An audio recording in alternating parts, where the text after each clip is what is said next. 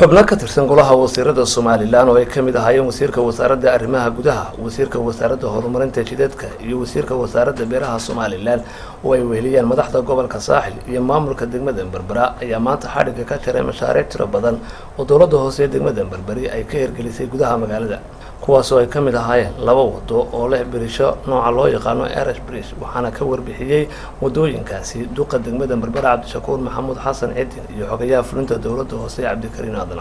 wadadani waa wado asfala oo wadooyinka ugu casrisanaya waana 2 kilomitir iyo 400 mitir waxa kale oo ku dhex jira oo qayb ka ah saddex bridge oo ah bridgeada loo yaqaano Irish Bridge-ka balaarkeeduna halku standardkaygu ahaa 7 mitir tan waa 8 mitir maadaama aan ugu talagalay ganacsiga wadadan waxa ku baxay 419,000 oo dollar baa ku baxay waxa ay tahay wada asfal balana oo 120 mitir ay yihiin halka uu badda biyaha ka geliyo dooxyadu marka 120 mitir ayaa Irish Bridge oo ah sabad concrete la geliyay wadadan waanu ballaarinay si maadaama gaadiidka maraya booyadii shidaalka maraya kuwii dhagaxsay baa maraya kuwii cuslaaba maraya marka sida ugeed baan u adkeynay wadadan qiimaha inta leegna uu kacday cabirkeeduna waa 2 kilomitir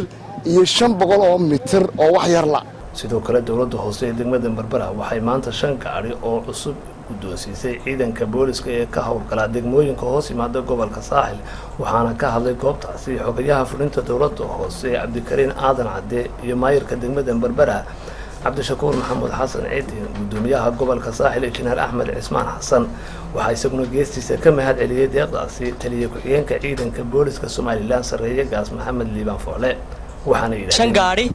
oo ah gaadiidkii 2019 qorshaha dawladda hoose ku jiray karamada gaadiid u adeega ummadda oo ay booliisku leeyihiin oo 5 gaari qawaalada dabadeena taagan waaweyn halka yaala marka qorshaha 2019 degmooyinka Laasciide iyo Xagal iyo Mandheera iyo Bulaxaar iyo Godaweyn oo aan waraanay duruufta gaarka ay leedahay ayaanu u sameeynay in maadaama kolba gaari la dirayeen gaari goobta jooga oo booliisku ku filan yahay adeegyadooda inay qabsan karaan ayaan u qorsheynay go'aankaasi waxa iskale cid shaqada maamushaana qorshaygu sida weeyii waxaan barsaabka ku wareejin doonaa furayaasha dina waxa ku wareejin doonaa wasiirkuna waxa ku wareejin doonaa jananka in golaha deegaankuna kala fadhi ka yeesho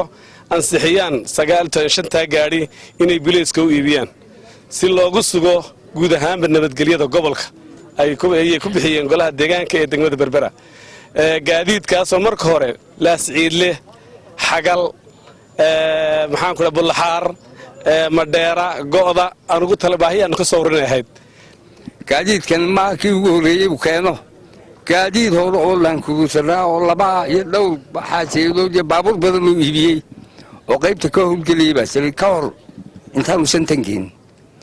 وأن هذه سرعين كدسميسة يلا صعدوا النروسيسة وأن عين كيسة قاسية وأنا ما أذكر كليه فهمتان شيء يعني كل شيء كليه عين كبليسكا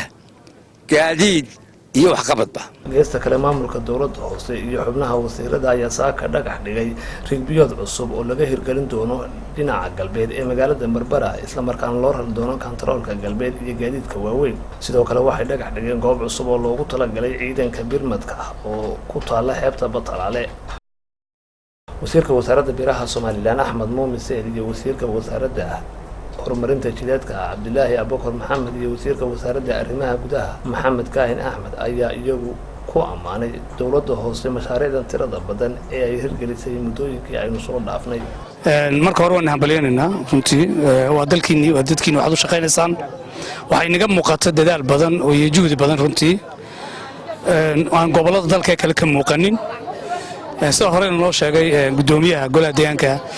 ee Berbera runtii ku dayasho mudan buu mudan yahay degmadana waa gobolka bilicda maadaama ay dekadii ugu weyn dalkan ku taalo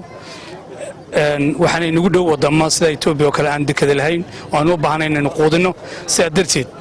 inaynu dadkana soo dhaweyno bilicda magaalada hagaajinaa waa waajibina saaran baa la yiraahdaa marka inta badan Irishadu waa rigid oo waxa weeye sabad RTC lagu shubaa waxa laga yaabaa 20 mitir iyo nis kilomitirku inay isku qiimo noqdaan marka runtii waxaan aad iyo aad aan ugu hambalyaynaynaa dawladda hoose ee degmada Berbera shaqadan fiican ay maanta aynu u joogno waxaan kana rajaynayaa inay noqoto hawshaasi hawl bilow ah sababta waxaan rajaynaynaa magaalada inay noqoto magaalo ganacsiyeedka bariga Afrika marka kale xil bayna saaran waxa ugu horeeya waa koow nabadgelyada waan ku amaanayaa gudoomiyaha golaha deegaanka ee miisaaniyadoodii sanadkan 2019 ku daray waxaan ku dhahdayay gaadiidkan imika halkan yaala waxaynu qorsheynaynaa ama degmooyinka waxaan ku dhahday han noqoto ama halkan aan doonaynaa inaan ka aasaasno xero iyo ciidan